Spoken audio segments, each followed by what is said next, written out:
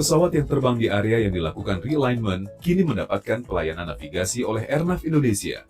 Contohnya, sebelum realignment, bahkan untuk penerbangan domestik seperti Halim ke Matat, harus kontak operator navigasi penerbangan Singapura ketika memasuki Kepulauan Riau. Pada penerbangan internasional, misalnya dari Hong Kong tujuan Jakarta, saat melintas wilayah Indonesia di perairan Natuna, harus kontak operator navigasi penerbangan Singapura. Kemudian baru Airnav Indonesia yang melayani Jakarta Vir. Setelah dilakukan realignment Vir, ketika memasuki ruang udara Indonesia, kedua pesawat tadi kini dilayani oleh Airnav Indonesia.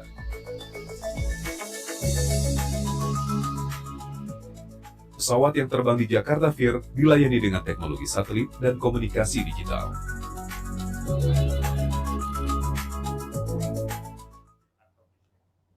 Assalamualaikum warahmatullahi wabarakatuh. Bapak, Ibu, dan saudara-saudara sekalian, sudah lama ruang udara kita yang berada di atas Kepulauan Riau dan Natuna dikelola oleh Singapura. Dan berkat kerja keras semua pihak, kita telah berhasil mengembalikan pengelolaan ruang udara di atas Kepulauan Riau dan Natuna kepada NKRI. Dan ini menambah luasan Flight Information Region VIR Jakarta sebesar 249.575 km persegi. Alhamdulillah, saya telah menandatangani Peraturan Presiden Perpres tentang pengesahan Perjanjian VIR Indonesia dan Singapura. Kesepakatan ini merupakan langkah maju atas pengakuan internasional terhadap ruang udara Indonesia, yang sekaligus meningkatkan jaminan keselamatan dan keamanan penerbangan, serta bisa meningkatkan pendapatan negara bukan pajak. Dan hal ini bisa menjadi momentum untuk modernisasi peralatan navigasi penerbangan dan pengembangan SDM Indonesia. Terima kasih. Wassalamualaikum warahmatullahi wabarakatuh. Baik Pak, untuk pertanyaan pertama, apakah manfaat perjanjian VIR yang baru ini bagi Indonesia Pak?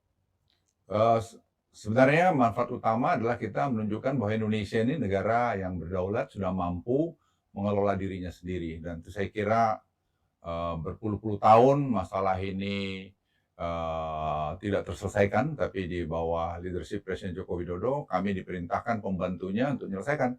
Jadi hampir sebelum COVID, ya tadinya sih kita pikir 1 tahun selesai, tapi karena COVID ya tertunda. Tapi kita bersyukur bahwa ini Desember kemarin finalisasinya sudah selesai, dan ini hanya proses administrasi kita yang kita tuntaskan. Jadi ini menunjukkan sekali lagi bahwa Indonesia itu negara yang betul-betul bisa mengatur dirinya sendiri. Pertanyaan selanjutnya, ditengarai kesepakatan yang sekarang tidak ada bedanya dengan sebelumnya mengenai delegasi ruang wilayah 0 sampai 37.000 kaki kepada Singapura. Artinya take off dan landing pesawat Indonesia di wilayah yang masuk VIR tersebut bergantung pada CENGI, termasuk pesawat VIP Indonesia, Pak. Sebenarnya tidak begitu juga. Kenapa kalau 37.000 kaki itu bikin kita bulat murni seluas negara Singapura, kan dia nanti masuknya bagaimana? Kan dia harus mempunyai approach lainnya juga. Dan itu yang kita lakukan. Dan saya kira panu internasional. Sama juga dengan Malaysia kalau masuk Singapura. Karena kita kan bernegara. Itulah satu bentuk bernegara itu. Jadi mereka juga bisa masih menggunakan ruang kita untuk approach. Karena kalau Anda lihat, begitu mereka take off, masa take off-nya langsung tegak lurus? Kan enggak juga. Jadi mesti butuh waktu juga untuk mereka naik ke atas. Pertanyaan berikutnya Pak, selain tercapainya kesepakatan VIR ini, apakah ada kesepakatan lain Pak yang dicapai seperti investasi atau ya, Presiden memerintahkan kami ada 3 sebenarnya. 1, tadi mengenai VIR, yang tadi Bapak Presiden sudah sampaikan, sudah tanda tangan perpresnya. Yang kedua adalah ekstradisi, dan yang ketiga adalah DCA, Defense Cooperation Agreement. Ini pun sudah selesai, hanya tinggal ratifikasi di parlemen kita saja. Saya kira Presiden juga sudah memberikan surprise-nya ke sana, dan insya Allah tidak akan terlalu lama lagi akan selesai juga. Baik, lalu bagaimanakah mekanisme konsep Civil Military Cooperation Framework ini, Pak, yang akan dibentuk berdasarkan perjanjian VIR yang baru? Lalu bagaimanakah framework ini dapat menjamin kepentingan Indonesia terhadap pelanggaran wilayah udara, Pak? Kita juga berjanji, ini juga menarik bahwa ada staf kita yang ada di Changi Airport. Nah, itu juga saya kira pencapaian yang sangat bagus kerjasama antara Singapura dan Indonesia, sehingga kalau ada hal-hal semacam ini kan bisa enak. Misalnya Presiden Republik Indonesia terbang, ya kan ada orang ATR tower traffic control kita di Changi, dan itu saya kira juga mereka sepakat bahwa ya itulah kerjasama itu. Jadi saya pikir ya, semua saling menguntungkan, dan yang saya paling senang dalam perjanjian itu adalah bahwa ada orang Indonesia di ATC-nya Singapura. Selanjutnya, Pak, bagaimana perjanjian VIR yang baru mengatur mekanisme clearance, Pak, diplomatic and security untuk non-scheduled aircraft? Ya sama tadi, jadi kita juga tetap seperti itu ada di kita, tapi kita tetap tadi mengkomunikasikan dengan mereka, dan kita yang memegang kendali. Itu saya kira perlu diketahui, yang dulu kita hampir tidak punya kendali di situ. Sekarang kita, tapi ya saya kira kerjasama untuk karena safety, security seperti Bapak Presiden sampaikan, kita akan train manusia kita, perbaiki angkatan kita, dan itu tadi sudah Presiden sampaikan akan menambah penerimaan negara juga nanti dari pengontrolan ruang udara di situ. Kemudian Pak, perjanjian VIR yang baru ini apakah ada pengaruhnya terhadap perjanjian Indonesia-Malaysia tahun 1983 tentang pemberian koridor laut dan ruang udara yang di atasnya untuk lalu lintas pesawat udara Malaysia di antara Malaysia Timur dan Barat? Sekarang sudah oleh Pak Menteri Perhubungan sudah dibicarakan, dan saya lihat tidak ada masalah. Ya tadi nuansa ASEAN, ya nuansa Indonesia Malaysia, ya saya lihat tidak ada masalah. Jadi nanti mungkin Pak Menteri Perhubungan bisa nambahkan mengenai itu. Saya tambahkan, proses ini adalah proses yang panjang, dan dengan leadership dari Pak Presiden Jokowi, Singapura dan Malaysia itu memberikan ruang pada kita untuk diskusi. Dan diskusi kita lakukan lebih dari 60 kali, dan diskusi itu bicara mengenai teknis. Dalam hal Malaysia, memang ada perjanjian antara Indonesia dan Malaysia, kita memberikan koridor. Sebagai satu sahabat, tentu kita memberikan ruang antara negara Malaysia dan Malaysia dengan suatu ruang. Dan kesepakatan ini juga kita lakukan two-parted, Indonesia-Malaysia, Indonesia-Singapura, dan kita juga lakukan tripartite, sehingga semua kesepakatan ini didasarkan pada suatu kesepakatan. Setelah Pak Presiden menandatangani PP, maka ini akan berlaku, dan ini memang dinanti oleh semua pihak, dan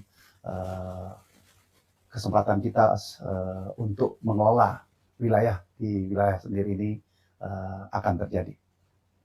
Lalu bagaimanakah perjanjian VIR ini, Pak, untuk mengatur atau membuka arah peraturan penentuan formulasi navigation charge? Dan siapa yang akan menjadi charging authorities-nya untuk bagian VIR Singapura yang merupakan wilayah udara di Indonesia, Pak? Jadi kita memang akan melakukan koordinasi ini.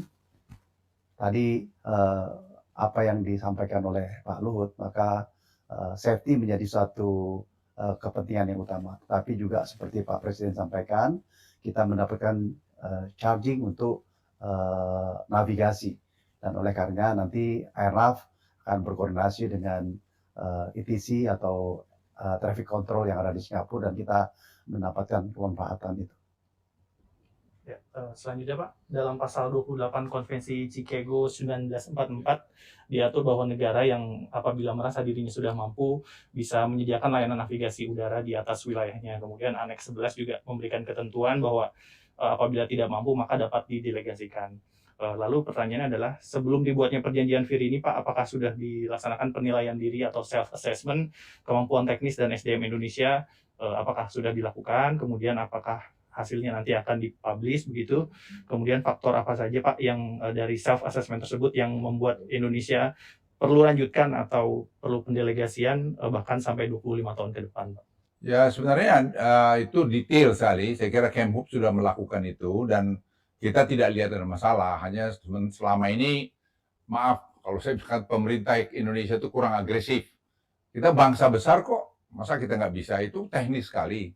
Dan orang-orang kita saya lihat di di Dirjen Perhubungan Udara itu sudah sangat qualified. Jadi ini matter of waktu, dan itu ada transisi juga akan berjalan, dan tadi Presiden sudah memerintahkan kita akan perbaharui alat-alat tercanggih kita sehingga kita pun tidak akan ada masalah situ. Jadi saya berharap bahwa ini dalam waktu tidak terlalu lama sudah bisa selesai. Saya tambahkan sedikit bahwa navigasi Indonesia adalah navigasi yang sama baiknya dengan yang ada di luar ya. Nah ini terbukti bahwa bukan di daerah situ saja kita mengontrol daerah Jakarta, Vir Makassar, dan itu bisa berjalan dengan baik.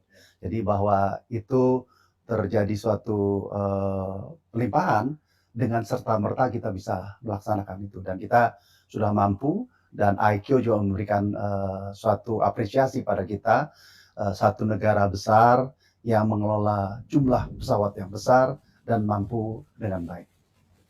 Apakah dengan pertentangan komitmen perjanjian VIR tersebut dengan pasal 458 Undang-Undang Penerbangan akan direvisi, Pak? Ya, saya pikir nanti kita lihat Pak Menteri Perhubungan mungkin lihat lagi apa mungkin yang perlu kita sesuaikan di sana. Tapi yang jelas sejak ini ada di kita, kita sekarang sudah memainkan peran kita sebagai negara yang berdaulat, yang untuk mengelola daerah kita sendiri. Tapi tidak boleh lupa bahwa kita ini bertetangga, jadi harus juga membangun kerjasama itu. Satu. Yang kedua, memang betul perjanjian kita bikin 25 tahun. Mereka tadinya ada permintaan lebih lama, tapi saya pikir di 25 tahun nanti kita evaluasi tiap 5 tahun kalau ada yang perlu di sana-sini. Perbaikan-perbaikan penyesuaian untuk kepentingan kedua belah pihak. Terakhir Pak, mungkin untuk menjelaskan kepada publik, kenapa aturan ini hanya berbentuk perpres Pak? Apakah cukup kuat gitu, kemudian apakah kedepannya akan bahkan bisa dijadikan undang-undang? Sebenarnya kalau untuk ini cukup dengan perpres, karena sebenarnya sudah semua aturannya ada. Jadi kemarin kita juga lihat, nah yang menjadi harus dari keputusan dari DPR itu ada kedua. Satu ekstradisi, yang kedua Defense Cooperation Agreement. Dan ini pun saya kira sudah sampai di parlemen, dan kita juga sudah berbicara dengan DPR mengenai ini, insya Allah saya kira juga tidak ada masalah.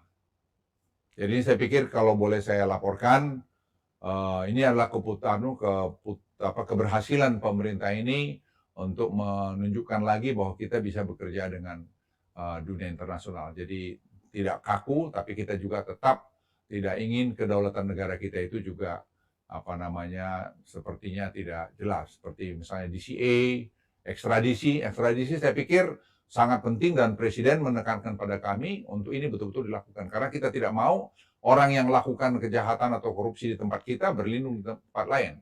Dan itu saya kira satu keputusan yang sangat-sangat strategis. Ya, jadi kesepakatan ini sudah sangat jelas sekali. Ini merupakan langkah yang maju atas pengakuan internasional terhadap ruang udara Indonesia. Ini jelas sekali udah. Yang nanti kembali sekaligus meningkatkan jaminan keselamatan dan keamanan penerbangan.